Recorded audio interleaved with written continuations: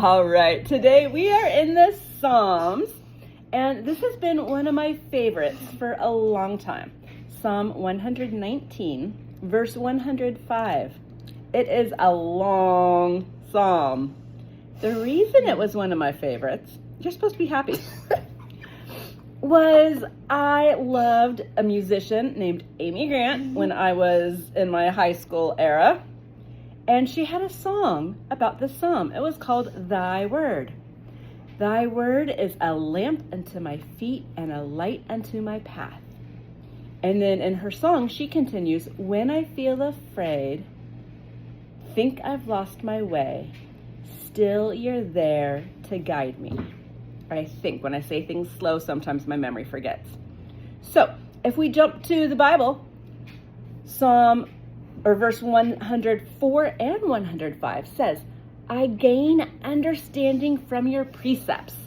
Precepts is a fancy word to say law.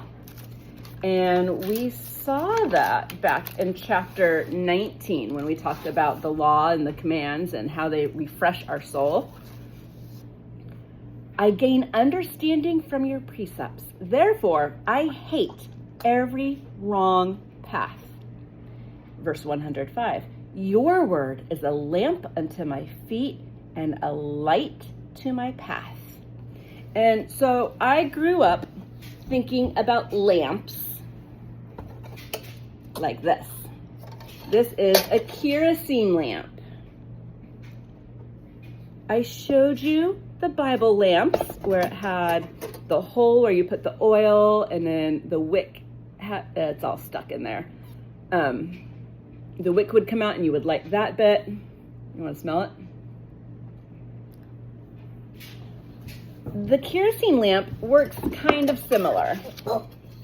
There's a little lever over here that you can lever, and this whole thing comes tumbling down. Up. There's a bit there that was supposed to stay together. Okay. This bit, would you get your face out of the way? Also comes up, and there's a hole in there where you can put the oil. This comes down. There's a button here, a little lever where you can trim the wick, make it taller or shorter if you need to. And then you would have a really thin stick of fire and you would light it. You would poke it up through one of the holes in there and light the lamp. This is not the kind of lamp that you grew up with. When you're camping, we don't do it as often anymore, you have a lamp. This was your own lamp. How does that one work? It's got a button. Easy peasy. You don't even have to, well, your parents need to make sure it's got batteries. You just push a button. Do you know how this lamp works? Boop! Automatic light. Boop! I thought we were in 2025, not 2035.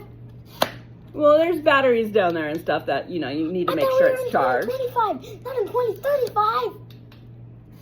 So if you go camping and it's dark at night and you need to leave your tent or your RV or if you're in a cabin, you probably have a restroom in the cabin. Actually, if you're in an RV like a motorhome, there's probably a restroom in your motorhome too. But you would need a light possibly to get you from your tent to where the restrooms are.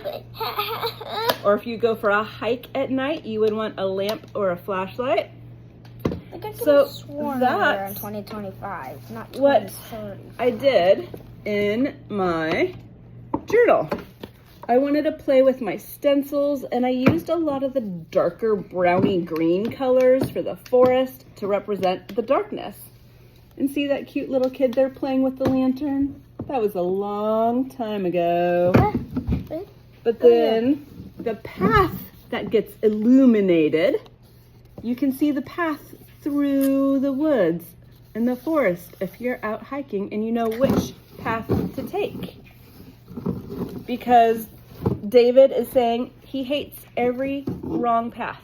The only right path is the path that God is on. Lamps are fun even inside, aren't they? Boop.